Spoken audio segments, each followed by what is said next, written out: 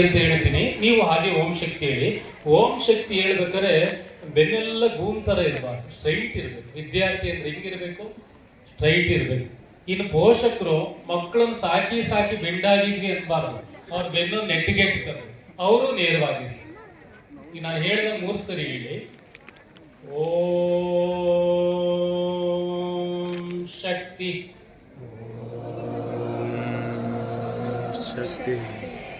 ಓಂಕಾರನ 2ನೇ ಬಾರಿ ಹೇಳ್ಬೇಕಾದ್ರೆ ಇನ್ನೂ ಡೀಪ್ ಆಗಿ ಹೇಳ್ಬೇಕು, ಆಳವಾಗಿ. ಓಂ ಶಕ್ತಿ.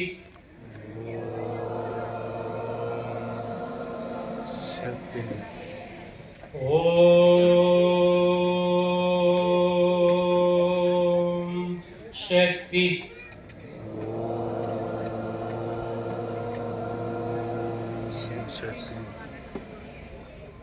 ರಾಮಕೃಷ್ಣ ವಸತಿ ವಿದ್ಯಾಲಯದ ವಿದ್ಯಾರ್ಥಿಗಳ ಪ್ರತಿಭಾ ಪುರಸ್ಕಾರ ಬಹಳ ಅಚ್ಚುಕಟ್ಟಾಗಿ ಆಯೋಜನೆ ಆಗಿದೆ. ಈ ಆಯೋಜನೆ ಮಾಡಿದವರಿಗೆ ಅವರಿಗೆ ಅಭಿನಂದನೆಗಳನ್ನು ಸಲ್ಲಿಸ್ತಾರೆ. ಮಕ್ಕಳ ಒಂದು ತಿಳ್ಕೊಳ್ಳಿ, ನಿಮ್ದು ಇದು ವಿದ್ಯಾರ್ಥಿಯ ಸಮಯ. ವಿದ್ಯಾರ್ಥಿಗಳಂದ್ರೆ ಹೆಂಗಿರ್ಬೇಕು ಅಂತ ಹೇಳಿದ್ರೆ, ಅವರು ಜ್ಞಾನವಂತರಾಗಿರ್ಬೇಕು, ಸಂಸ್ಕಾರವಂತರಾಗಿರ್ಬೇಕು, ಸ್ಮರಣಾ ಶಕ್ತಿ ಚೆನ್ನಾಗಿರಬೇಕು, ಸ್ಮರಣೆಯಿಂದಲೇ ಚೆನ್ನಾಗಿ ಬರಿಬೇಕು, ಚೆನ್ನಾಗಿ ಓದಬೇಕು. ಇದೆಲ್ಲದಕ್ಕೂ ಯಾವುದರ ಕೃಪೆ ಬೇಕಂದ್ರೆ ಜಗನ್ಮಾತೆ ದುರ್ಗೆ ಕೃಪೆ ಬೇಕು. ಯಾರ ಕೃಪೆ ಬೇಕು? ತಾಯಿ ದುರ್ಗೆ ಪಡೆದವರೆಲ್ಲ ಗುರುಗಳೇ ಬಹಳ ದೊಡ್ಡ ವ್ಯಕ್ತಿಗಳಾಗಿದಾರ ಅಂತ ಕೇಳ್ಬಿಟ್ರೆ ಖಂಡಿತ ಅಂತಿತ್ತು. ಜಗನ್ಮಾತೆ ದುರ್ಗೆಯ ಕೃಪೆಯಿಂದಲೇ ಒಬ್ಬ ಶಿವಾಜಿ ಖಡ್ಗವನ್ನ ಪಡಿತಾನೆ, ಅವನನ್ನ ಸೋಲ್ಸೋದಕ್ಕೆ ಯಾರು ಆಗೋದಿಲ್ಲ. ಇದು ದೇವಿ ಅನುಗ್ರಹದಿಂದ ಖಡ್ಗ ಸಿಕ್ಕಿದ್ರಿಂದ ಅಂತ ಶಿವಾಜಿ ಆಗೋದು.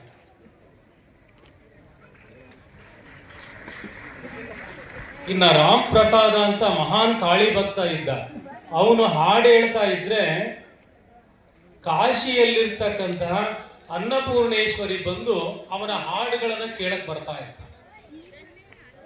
ಅವನಿಗೆ ಎಲ್ಲೆಂದ್ರೂ ಬೇಕಾದ್ರೆ ಅಲ್ಲಿ ದರ್ಶನ ಕೊಡ್ತಾರೆ. ಅದಕ್ಕೆ ಅವನು ರಾಮ್ ಪ್ರಸಾದ ಅಂತ ದೊಡ್ಡ ವ್ಯಕ್ತಿ ಆಗ್ಬಿಟ್ಟ. ಇನ್ನ ಕಮಲಾಕಾಂತ ಬೆಳಗ್ಗೆ ಎದ್ದು ದೇವಿಗೆ ನಾವೆಲ್ಲ ಹೂವು ಕೊಯ್ತೀವಿ. ಹೂವು ಕೊಯ್ಬೇಕಾದ್ರೆ ದೇವಿ ಯಾವತ್ತಾದ್ರೂ ಆ ಗಿಡವನ್ನ ಬಗ್ಸಿ ನಿಮಗೆ ಕೊಟ್ಟಿದ್ದೀಯಾ? ಇಲ್ಲ ಅಲ್ವಾ?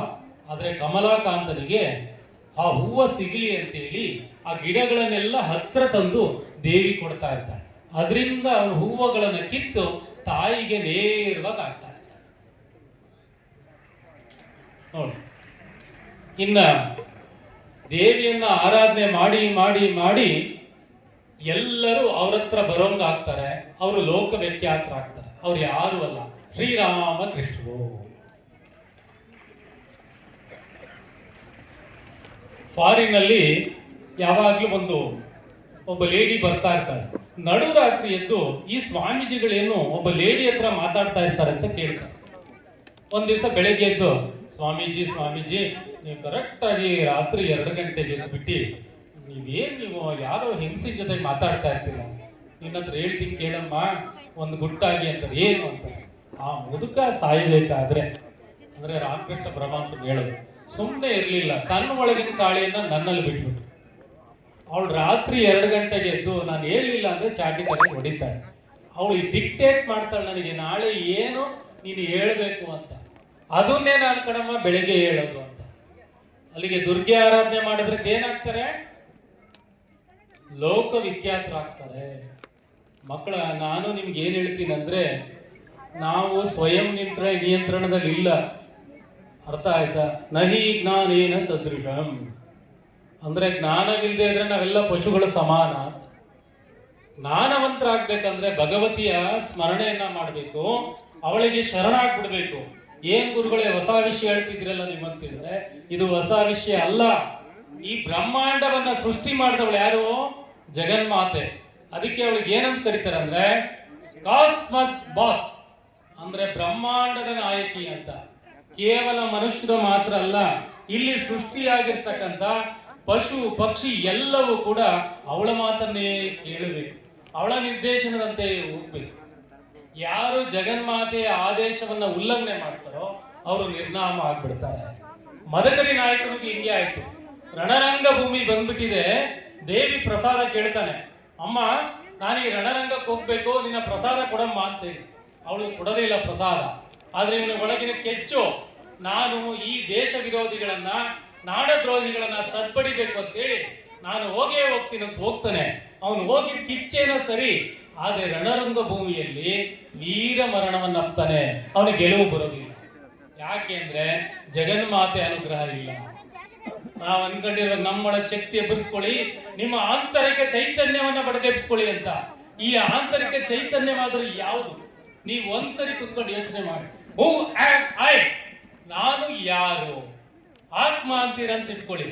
ಆತ್ಮ ಯಾರಿಗೆ ಸಮರ್ಪಣೆ ಮಾಡ್ಕೊಂಡಿದ್ದೀರಾ? ಜಗನ್ಮಾತೆಗೆ ಏನಾದ್ರು ಶರಣಾಗತಿ ಆದ್ರೆ ನೀವು ಅದ್ಭುತವಾದ ವ್ಯಕ್ತಿಗಳೇ ಆಗ್ಬಿಡ್ತೀರಿ, ಹೊಸ ಇತಿಹಾಸವನ್ನ ಸೃಷ್ಟಿ ಮಾಡ್ತೀರಾ. ನೀವು ಕೇಳಬಹುದು, ಗುರುಗಳೇ ನೀವು ಏನು ಸುಮ್ಮನೆ ಪ್ರವಚನ ಮಾಡಬೇಡಿ, ನಿಮ್ಮ ಅನುಭವಕ್ಕೆ ಬಂದಿದ್ದು ಏನಾರು ಹೇಳಿ ಅಂತ. ಒಂದ್ಸರಿ ಎಲೆಕ್ಷನ್ ಅಂತ ಒಂದು ಬರುತ್ತೆ. ಎಲೆಕ್ಷನ್ ಅಂದ್ರೆ ಗೊತ್ತಲ್ಲ, ಅದು ಗಾಂಪರ ಗುಂಪು. ಆ ಎಲೆಕ್ಷನ್ ಕ್ಯಾನ್ವಾಸಿಗಂತ ನಮ್ಮಲ್ಲಿ ಈಗಲೂ ಕೂಡ ಕೆಲವರು ದುಡ್ಡು ಕೊಡ್ತಾ ಇರೋಂಥ ಅಭ್ಯಾಸ ಇದೆ. ಇದ್ರ ಮೂಲಕನೇ ಆಯ್ಕೆ ಆಗ್ತಾರೆ. ಆಮೇಲೆ ಅವ್ರು ಯೋಗ್ಯರು ಅನ್ಸ್ಕೊಳ್ತಾರೆ. ಅವ್ರು ಯೋಗ್ಯರೋ ಅಯೋಗ್ಯರೋ ಆ ಭಗವತಿ. ಆದ್ರೆ ಇಂಥದ್ದೇ ಒಂದು ಕ್ಯಾನ್ವಾಸ್ ಮಾಡಿ ಒಬ್ಬ ಭಕ್ತ ದುಡ್ಡು ತಗೊಂಡ್ಬಿಡ್ತಾನೆ. ಅವನು ನನಗೆ ಫೋನ್ ಮಾಡ್ತಾನೆ, ಗುರುಗಳೇ ನಾನು ದೇವಿ ಸೇವೆ ಮಾಡ್ತಾ ಇದ್ದೆ, ನಾನು ಹಿಂಗೆ ದುಡ್ಡು ತಗೊಂಡ್ಬಿಟ್ಟಿದ್ದೀನಿ ಅಂತ. ನಾನಂದೆ, ನೀನು ದುಡ್ಡು ತಗೊಂಡಿದ್ದು ತಪ್ಪಲ್ವನೋ ಅಂದೆ. ಹೌದು ಗುರುಗಳೇ, ಅವ್ನು ತಪ್ಪನ್ನ ಒಪ್ಕೊಂಡ್ಬಿಟ್ಟ, ಮಹಾತ್ಮ ಅದ. ನಾನು ಅವನಿಗೆ ಏನಂದೆ, ನಿನಗೆ ಜಯ ಬೇಕೇನೋ ದುರ್ಗಾ ಕವಚ ಇಟ್ಕೋ. ಏನ್ ಬೇಕು ಅಂತ ಹೇಳಿದೆ? ನೀವೆಲ್ಲ ದುರ್ಗಾ ಕವಚ ಓದ್ತಿದ್ದೀರಾ? ಎಷ್ಟು ಜನ ಓದ್ತೀರಿ? ಕೈ ಎತ್ರಿ ನೋಡೋಣ. ದುರ್ಗಾ ಕವಚ ನಮ್ಮ ದೇವರಾಜ್ ಅವ್ರಿಗೆ ಕಲಿಸ್ಕೊಟ್ಟಿದೀವಿ, ಅವ್ರೆಲ್ಲರಿಗೂ ಕಲಿಸ್ಕೊಡ್ತಾ ಇದ್ದಾರೆ. ಹಂಗಾಗಿ ಪೇರೆಂಟ್ಸ್ಗಳು ಎದುರದ್ ಬೇಡ. ನಿಮ್ಮ ವ್ಯಕ್ತಿ ಅಂದ್ರೆ ನಿಮ್ಮ ಮಕ್ಕಳು ನಾಳೆ ದೇಶವನ್ನ ಆಳೋರು, ಯಾವ್ದಾದ್ರು ಕ್ಷೇತ್ರದಲ್ಲಿ ಅಸಾಮಾನ್ಯವನ್ನ ಸಾಧನೆ ಮಾಡೋರು ಹಾಗೇ ಆಗ್ತಾರೆ. ಯಾಕೆ ಅಂದ್ರೆ ದೇವರಾಜ್ ಅವರು ದುರ್ಗಾ ಕವಚ ಕಲಿಸ್ಕೊಡ್ತಾರೆ. ಹಂಗಾಗಿ ನಿಮ್ಮ ಮಕ್ಕಳ ಭವಿಷ್ಯದ ಬಗ್ಗೆ ನೀವು ಯೋಚನೆ ಮಾಡಬೇಡಿ. ಆ ಹುಡುಗ ಬಂದ, ಕ್ಯಾನ್ವಾಸ್ ಮಾಡಿರೋ ಹುಡುಗ ಕೇಳ್ದ, ನಾನು ಏನ್ ಮಾಡ್ಬೇಕು ಗುರುಗಳೇ ಅಂದಾಗ, ನೀನ್ ದುರ್ಗಾ ಕವಚ ತ್ರಿಕಾಲ ಏನಂತ ಹೇಳಿದೆ? ತ್ರಿಕಾಲ ಅಂದ್ರೆ ಬೆಳಗ್ಗೆ, ಸಂಜೆ, ರಾತ್ರಿ 1 ಗಂಟೆ ಊಟಕ್ಕಿಂತ ಮುಂಚೆ ನೀನು ದುರ್ಗಾ ಕವಚವನ್ನ ನಿನಗೆ ಅರ್ಥ ಆಗ್ಲಿ ಬಿಡ್ಲಿ ಪಠಣ ಮಾಡಕ್ಕಂತೂ ಬರುತ್ತಲ್ಲ, ಶ್ರದ್ಧೆಯಿಂದ ಮಾಡಿ. ಒಂದೇ ಒಂದು ತಿಳ್ಕೊ, ದುರ್ಗೆಯೇ ನನಗೆ ಶರಣ ಅಂದ್ರೆ ನಾನು ದುರ್ಗೆಗೆ ಶರಣಾಗತಿ ಆಗಿದ್ದೀನಿ, ಅವಳು ನನ್ನನ್ನು ಕಾಪಾಡ್ತಾಳೆ. ಇಷ್ಟೇ ಮನೋಭಾವ ಇಟ್ಕೊಳ್ಳಪ್ಪ. ಕೇವಲ 9 ತಿಂಗಳಲ್ಲಿ ನಿನಗೆ ಕೆಲಸ ಸಿಗುತ್ತೆ. ಆಗ ಪೊಲೀಸ್ ಟ್ರೈನಿಂಗ್ ಬಂತು. ಅವನು ವೈರ್ಲೆಸ್ PC ಎಕ್ಸಾಮ್ನ ಬರೆದಿದ್ದ. ನಾನು ಏನು ಮಾಡಬೇಕು ಗುರುಗಳದ್ದು? ಏನೂ ಇಲ್ಲ, ದುರ್ಗೆ ಸ್ಮರಣೆ ಮಾಡೋ ಬರಿ ಅಂದೆ. ಅವನು ಸ್ಟೇಟ್ಗೆ ವೈರ್ಲೆಸ್ PC ಎಕ್ಸಾಮ್ ಅಲ್ಲಿ ಫಸ್ಟ್ ರ್ಯಾಂಕ್ ಬಂದ. ಅದೇ ವ್ಯಕ್ತಿ SI ಎಕ್ಸಾಮ್ ಬರೀಬೇಕಂತ ಹೊರಟಾಗ ಅವನಿಗೆ ಏಜ್ ಆಗ್ತಾ ಬಂತು ಅಂತ ನನಗೆ ಹೇಳ್ತಾನೆ. ನಾನಂದೆ, ದೇವಿ ಭಕ್ತ ಆಗಿ ವಯಸ್ಸಾಯ್ತು ಅಂತ ಯಾವತ್ತು ಕೂರಬಾರ್ದು, ವಯಸ್ಸು ಮನಸ್ಸಿಗಿಲ್ಲ ಅಂದೆ. ನಿನಗೆ ವಯಸ್ಸಾಗದು ಶರೀರಕ್ಕೆ ಮಾತ್ರ, ನಿಮ್ಮ ಮನಸ್ಸಿಗಿಲ್ಲ ಕಣಯ್ಯ. ಸಾಧನೆ ಮಾಡಕ್ಕೆ ಯಾವ ಕಾಲನೂ ಕೂಡ ಅಡ್ಡಿ ಬರಲ್ಲ, ಯಾವ ವಯಸ್ಸು ಅಡ್ಡಿ ಬರಲ್ಲ, ನೀನು ಮಾಡು. ಅವನು ಈ ರಾಜ್ಯಕ್ಕೆ 67ನೇ ರ್ಯಾಂಕ್ ಬರ್ತಾನೆ. ಇವತ್ತು ಅವನು ಸಬ್ ಇನ್ಸ್ಪೆಕ್ಟರ್. ಅವನನ್ನ ನೋಡಿದ್ರೆ ರೌಡಿಗಳು ತರತರ ನಡುಕ್ತಾರೆ, ಆದ್ರೆ ಅವನು ನನ್ನ ನೋಡಿ ತರತರ ನಡುಕ್ತಾನೆ. ಯಾಕೆ ಅಂದ್ರೆ ಈ ದೇಶದಲ್ಲಿ ಯಾರೇ ದೊಡ್ಡ ವ್ಯಕ್ತಿಗಳಾಗ್ಲಿ ಇನ್ನೊಂದಾಗ್ಲಿ ಅವರಿಗೆ ಗುರುವಿನ ಮಾರ್ಗದರ್ಶನ ಬೇಕು. ಕೇವಲ ಗುರು ಮಾರ್ಗದರ್ಶನದಿಂದ ಮಾತ್ರ ಒಬ್ಬ ವ್ಯಕ್ತಿ ಉನ್ನತ ವ್ಯಕ್ತಿ ಆಗ್ತಾನೆ, ದೇಶ ಆಡಳಿತ ಮಾಡೋನು ಆಗ್ತಾನೆ. ಆದ್ರೆ ಗುರುವಿಗೆ ಶರಣಾಗ್ಲೇಬೇಕು. ಅದಕ್ಕೆ ಗುರು ಪೋಸ್ಟ್ ಇದೆಯಲ್ಲ, ಕಳ್ಳರು ಕಾಕರು ದರೋಡೆಗಾರರು ಕುತ್ಕೊಂಡು ಮಾಡಕ್ಕಾಗಲ್ಲ. ಇದು ಯಾವತ್ತು ಸಚ್ಚಾರಿತ್ರದಿಂದ ಕೂಡಿರುತ್ತೆ, ಭಗವಂತನನ್ನ ಆಧರಿಸಿಯೇ ಜೀವನ ಮಾಡಿರ್ತಕ್ಕಂಥ ಸ್ಥಾನ ಆಗಿರುತ್ತೆ. ಅದಕ್ಕೆ ಈ ಸಮಾಜದಲ್ಲಿ ಗುರುವಿನ ಸ್ಥಾನ ತುಂಬಾ ದೊಡ್ಡದು, ಬಹಳ ಪರಿಣಾಮಕಾರಿ. ನಿಮ್ಗೆಲ್ಲಾ ಬಾಗಿಲು ಮುಚ್ಚಿದಾಗ ಒಂದೇ ಒಂದು ಬಾಗಿಲು ತೆಗೆದಿರುತ್ತೆ, ಅದು ಗುರುವಿನ ಬಾಗಿಲು ಮಾತ್ರ. ಅದಕ್ಕೆ ಗುರುಗಳನ್ನ ಪೂಜ್ಯರ ರೀತಿಯಲ್ಲಿ ಕಾಣಿ. ಅವರ ಮಾತುಗಳು ಕೇಳಬೇಕಂದಾಗ ನೀವು ಕಿವಿ ಕೊಟ್ಟು ಕೇಳಿ. ನೀವು ಒಂದೇ ಒಂದು ಮೆಸೇಜ್ ಕೇಳೋದ್ರಿಂದ ನಿಮ್ಮ ಇಡೀ ಜೀವನ ಉದ್ಧಾರ ಆಗುತ್ತೆ. ಗುರುಗಳೇ ಏನ್ ಹಿಂಗೆ ಹೇಳ್ಬಿಟ್ರಲ್ಲ ನೀವು, ಇಷ್ಟು ಮಾತ್ರ ಸಾಧ್ಯನಾ? ದೇವಿ ಏನಾದ್ರು ನಮ್ಮನ್ನು ಉಳಿಸ್ತಾಳ, ಬೆಳೆಸ್ತಾಳ, ಏನಾದ್ರು ಕೇಳ್ಬೋದು. ಒಬ್ಬ ಚಾರ್ಟರ್ಡ್ ಅಕೌಂಟೆಂಟ್, ಯಾರು ಚಾರ್ಟರ್ಡ್ ಅಕೌಂಟೆಂಟ್, ಊರಿಗೆಲ್ಲ ಲೆಕ್ಕಪತ್ರ ಬರೀತಾನೆ, ಅವನು ಬರ್ತಾನೆ. ಅವನಿಗೆ ಈ ಕರೋನಾ ಟೈಮಲ್ಲಿ ಡಾಕ್ಟರ್ ಹೇಳ್ಬಿಡ್ತಾರೆ 24 hours ಟೈಮ್ ನಿಮ್ದು ಮುಗೀತು ಅಂತ. ಹಿಂದಿನ ದಿವಸ ರಾತ್ರಿ ಅವ್ರ ಹೆಂಡತಿ ಫೋನ್ ಮಾಡಿ ಹೇಳ್ತಾರೆ, ಅವಳು ಹೇಳೋದಿಲ್ಲ, ಅಳುತ್ತಾಳೆ ಮೊಬೈಲಲ್ಲಿ. ಯಾವ್ದ್ರಲ್ಲಿ? ಏನಮ್ಮ ಏನಾಗಿದೆ ಅಂತ ಕೇಳಿದಾಗ, ಅಪ್ಪಾಜಿ ಹಿಂಗೆ ಆಗ್ಬಿಟ್ಟಿದೆ ನನ್ನ ಯಜಮಾನಿಗೆ, ಅವನು ಉಳಿಯಲ್ಲ ಅಂತ ಹೇಳ್ತಿದ್ದಾರೆ, ನಾನು ಏನು ಮಾಡಲಿ ಅಂತ. ನೀನು ಹೆದರಬೇಡ, ನಿಮ್ಮ ಯಜಮಾನ ಇನ್ನು 32 ವರ್ಷಗಳ ಕಾಲ ಉಳಿತಾರೆ. ಎಷ್ಟು ವರ್ಷ ಕಾಲ? ಹೌದಾ ಅಂತ ಕೇಳಿದ್ರು. ಹೌದು ಅಲ್ಲಿ. ನಾನು ಏನು ಮಾಡ್ಬೇಕಂತ, ದುರ್ಗಾ ಸಪ್ತಶತಿ ಅನ್ನೋದು ಋಷಿ ಪ್ರಣೀತವಾದದ್ದು. ಅದರಲ್ಲಿ ಕೆಲವು ಶ್ಲೋಕಗಳು ಹೇಳಿದ್ರು ಕೂಡ ಜೀವ ಚೈತನ್ಯ ಉಳಿದು ಬಿಡುತ್ತೆ. ಅದಕ್ಕೆ ಜಗನ್ಮಾತೆಗೆ ಏನಂತಾರೆ? ಪ್ರಾಣ ಕೊಡುವವಳು, ಪ್ರಾಣ ತೆಗೆದುಕೊಳ್ಳುವವಳು, ಪ್ರಾಣೇಶ್ವರಿ ಅಂತ ಅದಕ್ಕೆ.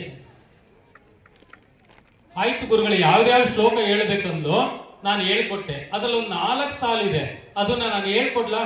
ಹೇಳ್ತೀರಾ? ಸುಮ್ಮನೆ ಕೇಳಿ ನೀವು ಅಷ್ಟೇ. ದುರ್ಗೆ ಸ್ಮೃತಾ ಹರಸಿ ಭೀತಿಮಶೇಷ ಜಂತೋ ಸ್ವಸ್ಥೈ ಸ್ಮೃತಾಮತೀಮತೀವ ಶುಭಾಂ ದದಾಸಿ ದಾರಿದ್ರ್ಯ ದುಃಖ ಭಯಾರಿಣಿ ಕಾತ್ವಧನ್ಯ ಸರ್ವೋಪಕಾರ ಕರಣಾಯ ಸದಾದ ಚಿತ್ತ. ಏನತ್ತ? ದುರ್ಗೆ ನಿನ್ನನ್ನ ಸ್ಮರಿಸಿದ್ರೆ ದಾರಿದ್ರ್ಯ ದುಃಖ ಭಯ ನಿವಾರಣೆ ಮಾಡ್ತೀಯ. ಒಳ್ಳೆಯ ಕಾಲದಲ್ಲಿ ನಿನ್ನನ್ನ ಸ್ಮರಣೆ ಮಾಡಿದ್ರೆ ಅತ್ಯಂತ ಒಳ್ಳೆಯದನ್ನೇ ಮಾಡ್ತೀಯ. ಇಡೀ ಜಗತ್ತಿಗೆ ಏನಾದ್ರು ಉಪಕಾರ ಮಾಡುವಂತ ಶಕ್ತಿ ಇದ್ರೆ ಅದು ನೀನು ಮಾತ್ರ. ಇದನ್ನ ಬೆಳಗಿನ ಜಾವ ಯಾರು ಹೇಳ್ತಿರೋ ಮಕ್ಕಳ, ಕೇವಲ 4 ಸಾಲ ಹೇಳಿ ನೀವು 24 ಗಂಟೆ ಚೆನ್ನಾಗಿರ್ತೀರ. ದಿನದ 24 ಗಂಟೆ ಚೆನ್ನಾಗಿರ್ತೀರ.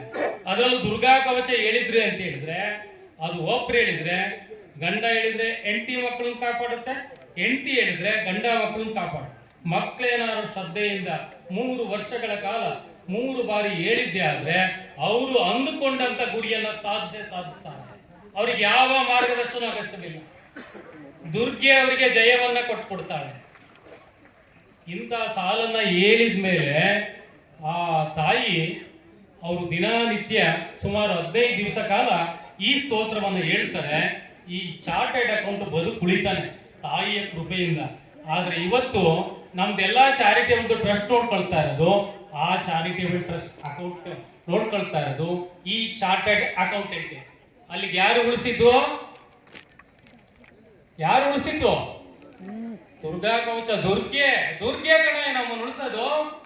ನಾವು ಯಾವುದೇ ಒಂದು ಸಮಸ್ಯೆನ ಎದುರಿಸ್ಬೇಕಾದ್ರೆ ನಮಗೆ 3 ರೀತಿ ಕಾಡುತ್ತೆ. ಅವ್ನು ಬಡವ ಇರ್ಬೋದು, ಶ್ರೀಮಂತ ಇರ್ಬೋದು, ಯಾರೇ ಇರ್ಬೋದು, ಸನ್ಯಾಸಿ ಇರ್ಬೋದು, ಸಂಸಾರಿ ಇರ್ಬೋದು. ದುಃಖ, ದಾರಿದ್ರ್ಯ, ಭಯ, ಈ 3 ತೊಲಗ್ಬಿಡ್ತು ಅಂದ್ರೆ ನೀವು ಆನಂದವಾಗಿರ್ತೀರ, ನೀವು ಸ್ವರ್ಗದಲ್ಲಿ ಇರ್ತೀರ. ಈ 3 ನಾಶ ಮಾಡುತ್ತೆ ತಾಯಿ ದುರ್ಗೆ.